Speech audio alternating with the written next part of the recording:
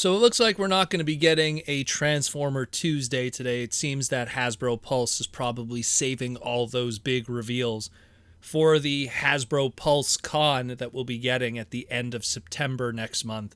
No surprise. But so today we'll jump into yet again an awesome discussion with a Patreon listener question for the Transformer Slag podcast. Once again, if you want to be part of the Transformer Slag podcast Patreon and help support the podcast, let us know we're doing a half-decent job here in the Transformer world, keeping you educated and informed on everything that's going on in our crazy brand. Straight from the source, and then some. Patreon.com/Protoman, or check the pinned comment or the description below if you want to join. What does it get you? It gets your name in the end credit scroll at the end of every segment moving forward, access to our amazing Discord, where we break the news, share lore, share downloads, share fiction, and deals, save money on your hobby. That's the most important thing, and you save a lot of money when you're part of the Discord. In there, we share a lot of those sales. Make sure that you don't have to spend full price on Transformers. That's for suckers! That's for suckers! But yeah, and depending on what tier you're at, you might get a little something in the mail, you might get a little gift basket, you might be put into some contests that we do once in a while, or you might even get access to Ask the Patreon listener question. We got a Patreon listener question from Tristan Lightyear, from Above and Beyond, or To Infinity and Beyond. And Tristan wants to know, hey Proto Man, with all the attention Beast Wars has been getting over the last couple of years, the recent Legacy Transformer Prime related figures, and now with the growing hype that we might even be seeing Armada and Unicron Trilogy going into 2023, I can't help but ask, are we missing Beast Machines? We haven't gotten a decent Obsidian or Strika figure, and Botanica has never even gotten a toy. I know options on the show are still split, but I always thought the fan base was starting to warm up to it. Thanks for everything you do, Tristan Lightyear. Well, Tristan, thank you. Beast Machines is a topic that I constantly am thinking about doing a separate segment about, because that was a very interesting year in Transformers, both financially and in terms of the creative going on with Hasbro and the relationship that they had with Fox at the time. And it's a very interesting discussion. Aaron Archer was knee deep in the middle of that stuff back then. There's so many stories to be told during Beast Machines, and it's very fascinating. It's really an eye-opener, and it helps you understand why that transition happened from the CG and stuff with Mainframe to the near half decade of anime only kind of stuff that was going on, that collaboration with Takara. But to ask, what's happening? Why no Beast Machines? What's going on with that? Well, you know what, though? Beast Machines is one of these things that Hasbro has tested the water with over the past couple of years to varying success. When we really think about it, one of the last brand new kind of Beast Machines related product that was released in the Western market was we got that Generations Tankor figure, if anyone remembers the Thrilling 31. I believe that came out in 2014, I want to say, 2013. And that one didn't sell well. It was probably one of the worst selling of the Thrilling 30 stuff. It was shelf warming forever, that thing. It was found, in stores years after it was released. And that was the one that came with the comic book and everything. And let me tell you, not a bad figure. I actually love that figure. It's really good. It comes with a comic book. What more could you ask for? But it didn't sell well compared to all its other compatriots of the Thrilling 30 line. And I'm pretty sure Hasbro was aware of that and going ooh, maybe people don't want, Beast Machine product. And of course, after the fact, we would get a Tiny Titan, those small little PVC figures. We got one based off of Beast Machine's Cheetor. They reissued that big Air Attack Optimus Primal Supreme class. They reissued that in the Platinum series, and they gave it Optimus Prime colors and stuff, just to get some use out of the mold. There was a few things here and there in the modern era of Beast Machine's relation, but not a lot of it. I mean, you could point at BotCon stuff, we got an Obsidian and Strika from that, but that's BotCon decisions, and those are using pre-existing molds with retools. And then you could even look at, in Transformers War for Cybertron Kingdom, we got T-Rex, and that's technically a Beast Machines character. Yeah, but we got it because it was an easy repaint out of Beast Wars Megatron. The only other one I could really think of is during Cyberverse, we got kind of a reimagining of Strika as a character called Alpha Strike, and that's kind of like the new trademark that exists for that. And that's really about it for Beast Machines. Like there really is kind of this avoidance of recognizing that brand for one reason or another.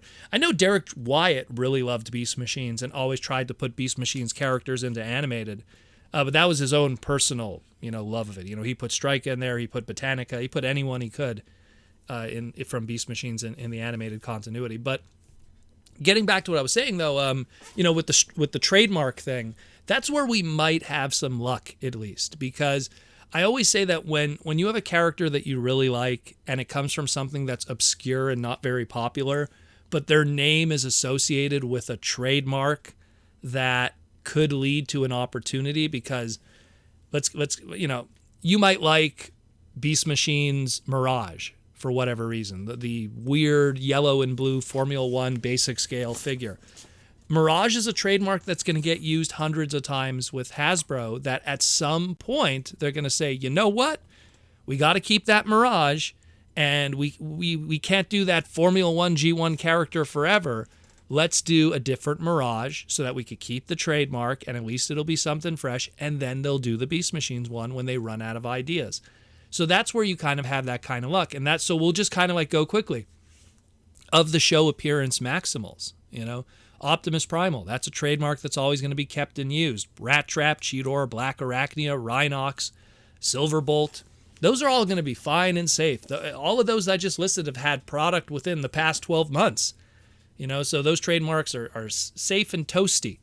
When you go into stuff like Night Scream, then it's like, ooh, that's where it gets kind of dicey, because Hasbro tried to keep the Night Scream trademark alive. They did an Armada Night Scream trademark. They did, I believe they did one also in Cybertron with a Minicon. And then they did even one during the Classics line. They used like this Dragon Minicon in 2007, and they called it Night Scream, just to keep that trademark alive for when one day they might do something with it. But then they just gave up on it. It's like who needs Beast Machines? And then they just let that trademark expire in 2011, and they've not revisited it since. And Botanica, that was never a registered trademark, so that one also didn't happen. When we go on to the other side of things, Megatron, that'll always be safe. Nothing to worry about with a Megatron. Thrust, you don't have to worry about Thrust. And then you get into the weird ones. So let's talk about Tankor that we just talked about. Last time was 2014. That was it. They let that trademark expire in 2018, and they've done nothing with it since. Let's talk about Jetstorm. Jetstorm is another one of those cases where that trademark, Jetstorm, has been applied to so many different versions of characters. It was an Aqua Speeder during Generation 2. It was that blue Baja, also kind of water shooter character, also in Generation 2. There's two different Jetstorms. There was that what's it called there? Oh my God, what's that bug? Anyways, it was a Beast Wars character. It's going to come to me in a moment. Dragonfly. There we go.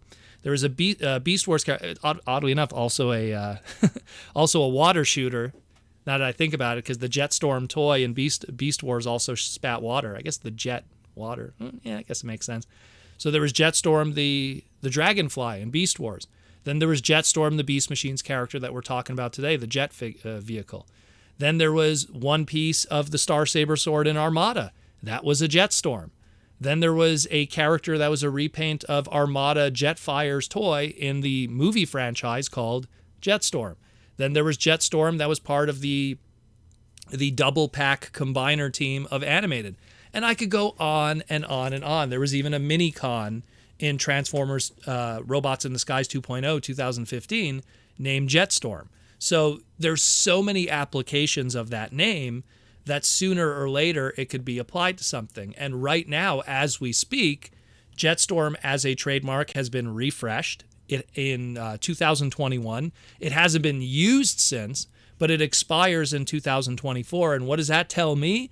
Hasbro has to do something with Jetstorm between 2024. And there probably will be. I wouldn't be surprised. Just listing all those things here, And look, we have an Armada thing next year. Maybe we'll see a Starsaber sword. Who knows? Who knows? But we'll see a Jetstorm at some point in some shape or form within the next 2 years. The only question is, which one will it be? Maybe Beast Machines, maybe not. Obsidian is another one of those weird ones. You know, they tried to keep the trademark alive for years and years. There was a Creo combiner that was called Obsidian that had nothing to do with the Beast Machines character. And then it expired also in 2018. They just did nothing with it. They just didn't care. Strika, like I mentioned above, they let that trademark expire, and now we have Alpha Strike, which is a brand new trademark that was issued in 2022. And then, in 2020, it was issued the trademark, and it's going to be around until 2024. They've already put out a product, so they technically don't need to put out anything else. And then when it expires in 2024, if they want to refresh it in 2025, then they don't have to do anything until 2029. I'm pretty sure they'll probably keep around the Alpha Strike trademark. The fact that they did that tiny turbo changer means that they probably have intentions to keep her around because she is a female character, and they always want to have more female characters in the lineup. So keeping that trademark afloat is a wise move.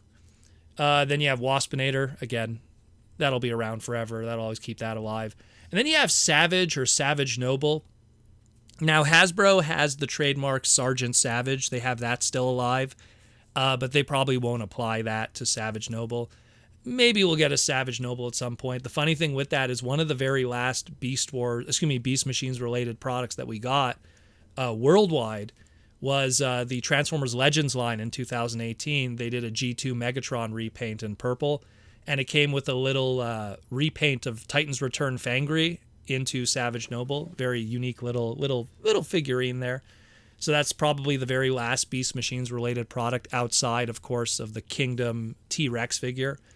So there is stuff here and there, but again, it is something that is the weaker line of most of Transformers. I don't hate Beast Machines. I actually think that as a standalone Transformer series, it's very well written, very well done, great animation. It's just that it's hurt by the fact that those characters are burdened by their characterization of what they were in Beast Wars. And a lot of fans that were coming out of Beast Wars going into this, they didn't like how those characters were depicted. You can't even argue, like I always say, like Cheetor probably was the only character from a character development and story arc kind of made sense, where everyone else just kind of, here's these characters that are independent like Black Arachnia, and now they're dependent. Here's characters like, Rat Trap that are better dead than Pred, and now they're working for Megatron just so he could get some guns. There were so many things that just were so conflicted of what we thought these characters were after 3 seasons of Beast Wars that, and we know why, because the writers of Beast Machines were told not to watch Beast Wars, and that really hurt the story development with those characters. And I don't want to go into a huge discussion about it, but there's a reason why a lot of people have a bad taste about Beast Machines, because of what just happened after a extremely successful Beast Wars. And Hasbro at the same time, sales were not that great for Beast Machines either. It was actually quite bad. And that's something, too, that kind of also makes them hesitant to revisit those characters and brand, because they have that muscle memory of it. And even going into, again, the Thrilling 30 with Tankor that came out in 2014, and they saw how out of all those figures, and they had some weird ones, too. They had that Minicon Combiner team. They had all kinds of obscure double target masters, all kinds of characters there. And Tankor was the worst selling of the bunch, who was a show character during a time when it should have been popular. So that really makes them nervous. Again, I'd like to see some updated designs of Beast Machines characters. I mean, every time that there is an opportunity to do something, sometimes they do a Cheetor based off of that design that seems to be the popular one. But it's Cheetor. Cheetor is like the Bumblebee of Transformers during that Beast Wars era, just a very popular character that just always seems to sell well. And so it's something where, who knows? Maybe we'll get another Cheetor in the future, and it'll be based on the Beast Machines one. Who knows? But at the same time, some of those trademarks, like I said, they got to get reused, and sooner or later, maybe they'll just go, hey, we need to do a Black Arachnia. Maybe we'll do Beast Machines Black Arachnia. Hey, we need to do a Megatron. Maybe we'll do, maybe we'll retool that leader class Dragon Megatron we have, and we'll do it into the Beast Machines version, give him different wings and, the control helmet. Who knows? Who knows? But we'll see what happens. But there's always speculation that could come from it because a lot of those names are luckily secure. Most of them. Not all the Viacons, but definitely the Maximals. So it's something we could look forward to in the future with this brand, and maybe we'll see something. Maybe. I think the bigger one that makes me always go, what's missing from Legacy from your list that you listed here is, where's the animated stuff? And where's the Robots in Disguise 1.0 car robots from 2000? Those are the two that I feel are unfortunately absent. But we'll see what happens. Anyways, thanks again, Tristan Lightyear. And once again, if you want to be like Tristan Lightyear and support the podcast, again, join the Patreon and let us know that we're doing an okay job. And you can come join us on the Discord. Again, patreon.com/Protoman, or check the pinned comment or the description below. Anyways, enjoy your day, have a great time, and rock out with the Robots in Disguise.